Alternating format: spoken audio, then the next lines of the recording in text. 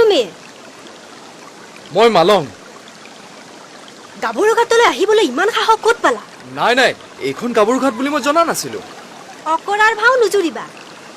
নাই নাই, মই লিৰবনক বিচাৰি আহিলো। লিৰবন? কোন লিৰবন? তোমালোকে তাইক চিনি নাপাবা।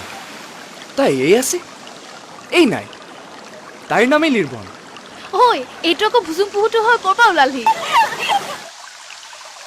জানো পাই, হ'ব আৰু কোনোবা চৰকাৰী মেলেৰিয়াৰ মানুহ। বল বল বল, দেৰি হ'ল, বল।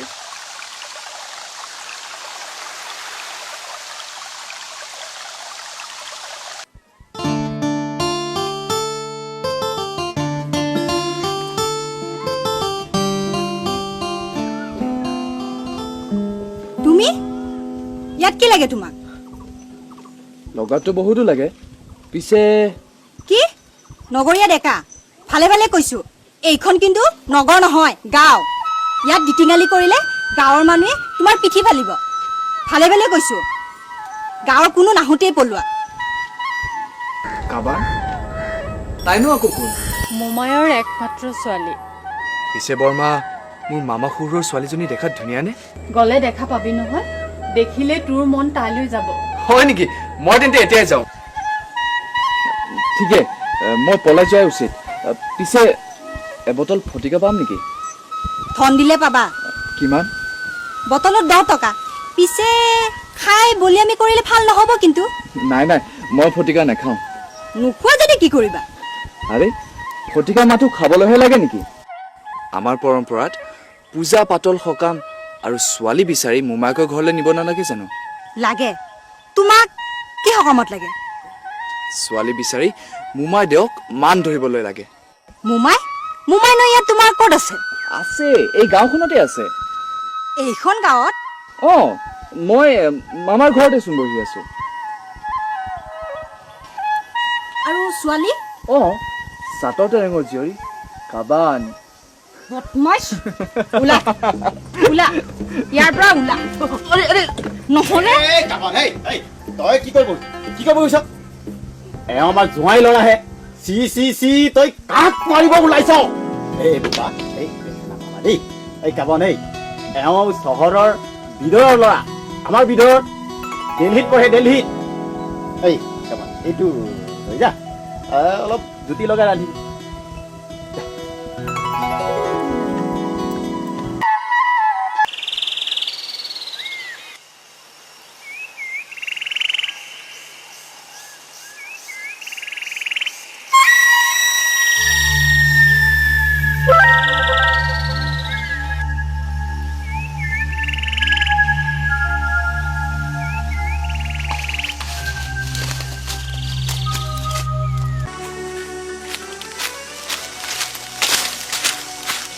কলৈ যাওঁ?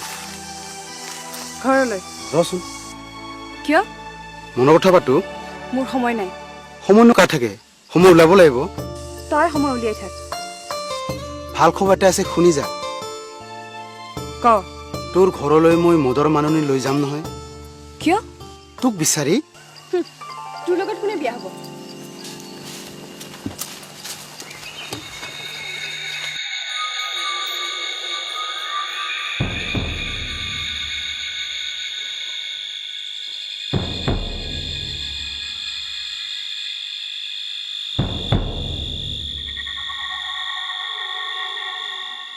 ওপৰত কোন আছে? আমিহে, আমি। তলত কি কৰি আছা? বাঘে বুটলি নিব। পিছে মই কি কৰো? টঙি ঘৰলৈ উঠি আহা। টঙি ঘৰ? কিন্তু ইমান আন্ধাৰত কেনেকৈ উঠি যাম? জোৰডাল লৈ উঠি আহা।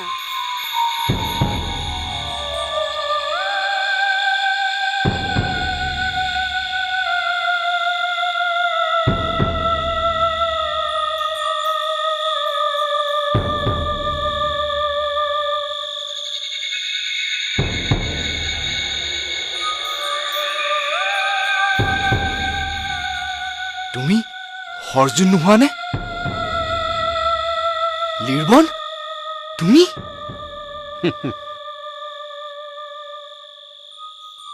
তুমি ইয়াত কেনেকৈ? বন গাহৰিটো পালানে? তাকে বিচাৰিতো চলাত কৰিলো। আহিলাই যেতিয়া বহা, নিশাটো ইয়াতেই শুব পাৰিবা। ভোক লাগিছে নহয়? অঁ লাগিছে। মাংস খোৱা।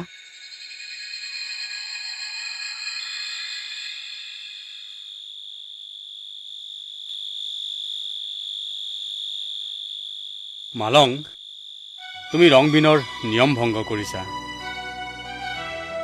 আৰু ইয়াৰ পৰিণতি কি ভয়াৱহ হ'ব পাৰে তুমি এই মুহূৰ্তত কল্পনাও কৰিব নোৱাৰিবা। এইখিনি খাই শুই থাকিবা।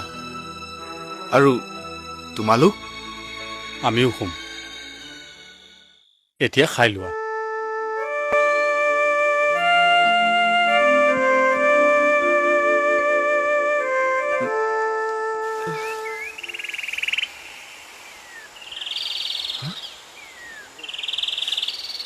ৰাতি টঙি ঘৰতে শুই আছিলো, গছৰ তলত কেনেকৈ আহিলো? লিপন আৰু অৰ্জুন বা কলৈ গ'ল?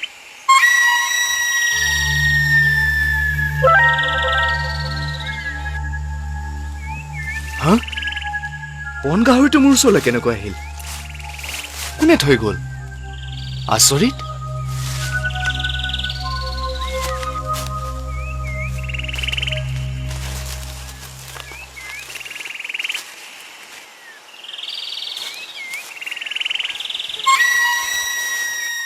ঐ তই কোন? মই মালং। অকল নামেৰি মানুহৰ পৰিচয় নহয়, ঠিকনাৰো প্ৰয়োজন। মই নগৰৰ মানুহ। ইয়ালৈ অহাৰ উদ্দেশ্য? চিকাৰ। তই জান যে ৰংবিনৰ ভিতৰত সোমাই জীৱ জন্তু বধ কৰাৰ একমাত্ৰ শাস্তি প্ৰাণদণ্ড? নাজানো। জানিবি। এই বন্ধুটো কাঢ়ি ল, ধৰ।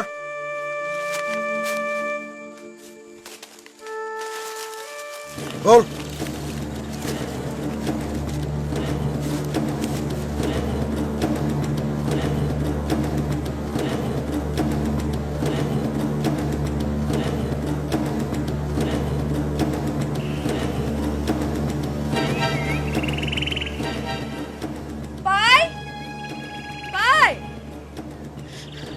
পাই, বৰ বেয়া কথা হ'ল। কি হ'ল? তই ইমানকে দৌৰি আহিছে কিয়? চেনতে তাক ধৰি নিছে। কাক? তুমি চিনি নাপাবা, সি নগৰীয়া ডেকা।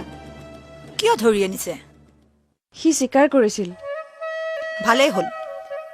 আমাৰ ইয়াত গছ গছনি আৰু জীৱ জন্তু হত্যা কৰাটো এটা গুৰুতৰ অপৰাধ। হত্যা আৰু চিকাৰটো একে নহয়।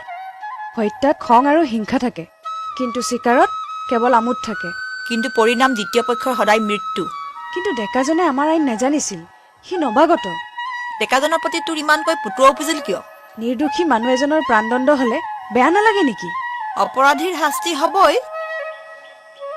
সি অপৰাধী নহয়। অপৰাধ আৰু ভুল জানো একে হয় পাই?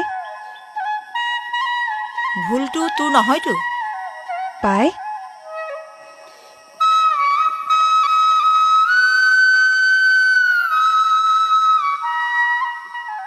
ঠিক আছে, বিচাৰৰ দিনা মই কিবা এটা কৰিম।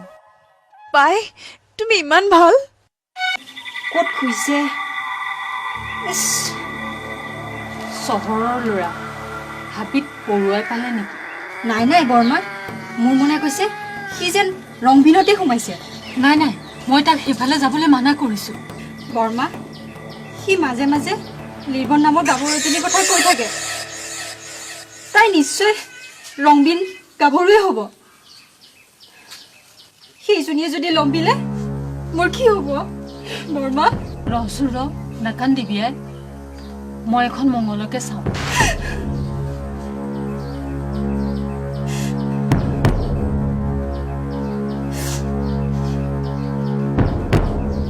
সি য'তে আছে সুস্থ শৰীৰে আছে।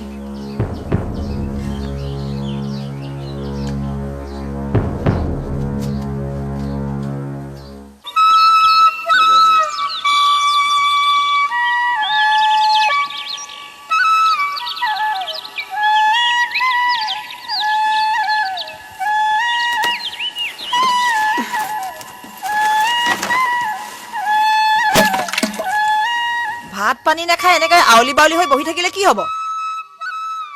অহাকালি মালঙৰ বিচাৰৰ দিন। তাৰ যদি প্ৰাণদণ্ড হয় মোক আৰু বিচাৰি নাপাবা মই আত্মঘাতী হৈ মৰিম লিৰবন তই ল'ৰাজনৰ প্ৰেমত পৰিছ নেকি পাই তই জান আমাৰ ৰংবিন গাঁৱৰ গাভৰুৱে সীমাৰ বাহিৰৰ ডেকাক ভাল পোৱাৰ পৰিণাম কি পৰিণামক চিন্তা কৰিলে কি হ'ব মই নগৰীয়া ডেকাক ভাল পাওঁ তুমি তাকেই জানি থোৱা এতিয়াও বহুত সময় আছে ইয়াৰ পৰিণাম কিন্তু ভয়াৱহ হ'ব পৰিণামক চিন্তা কৰি মই ভাল পোৱা নাই পাই ঠিক আছে বিচাৰ সভাত ময়ো উপস্থিত থাকিম আৰু তোৰ নগৰীয়া ডেকাজনক প্ৰাণদণ্ডৰ পৰা বচামেই পাই মই তোক প্ৰতিশ্ৰুতি দিলো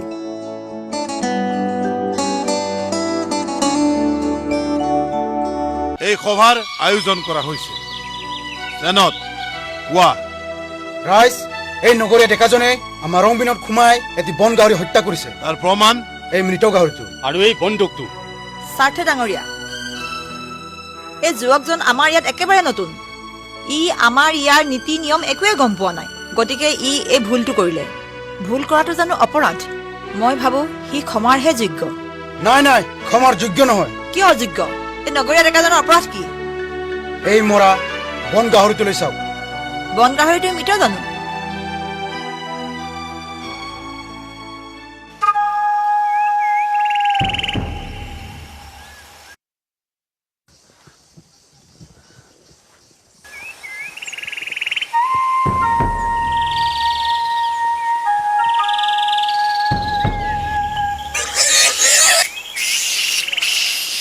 ৰাইজ গাহৰিটোৱে যেতিয়া মৃত নহয় মই ভাবো আমাৰ স্বাৰ্থে ডাঙৰীয়াৰ বিচাৰ ইমানতে ভংগই কৰা উচিত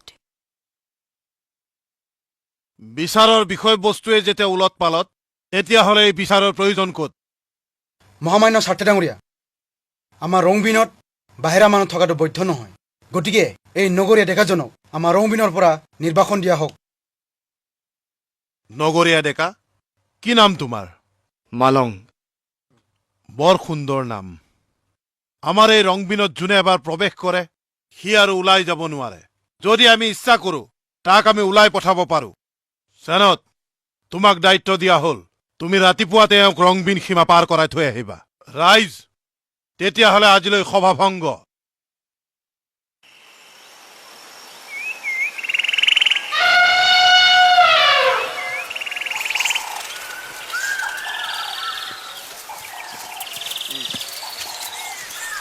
তই ভাগ্যৱান সেয়ে ভয়াৱহ শাস্তিৰ পৰা বাচি গলি তই আমাৰ এই ৰংবিনৰ পৰা ওলাই যোৱাই ভাল হ'ব তোক গতিয়াই দিয়াৰ লগে লগে কুবেৰে গৈ থাকিবি এটা কথা মনত ৰাখিবি পিছলৈ ঘূৰি চালেই আমাৰ এই ৰংবিনৰ পৰা ওলাই যাব নোৱাৰিবি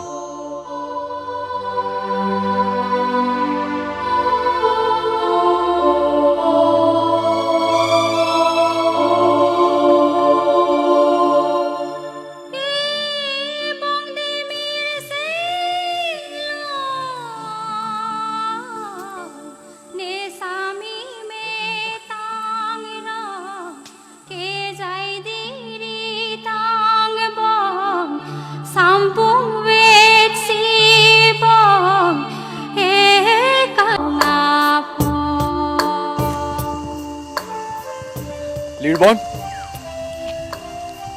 তুমি কিয় উভতি চাই দিলা তুমি কিয় খুৰ জুৰিলা মালং লিৰবন মালং মই যাব নোৱাৰিলো তোমাৰ খুৰে তোমাৰ মৰমে মোক ঘূৰাই আনিলে